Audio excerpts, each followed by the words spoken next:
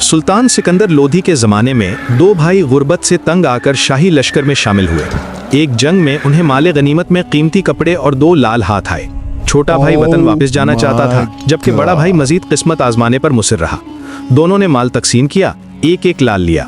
जाने से पहले बड़े भाई ने अपना हिस्सा छोटे भाई के हवाले करके कहा, ये मेरी बीवी को दे देना। छोटा भाई घर पहुंचा मगर लाल देने में खयानत की। बीवी को बाकी सामान दिया मगर लाल अपने पास रख लिया। कुछ दिन बाद जब बड़ा भाई वापस आया और लाल मांगा तो बीवी ने लाइलमी जाहिर की।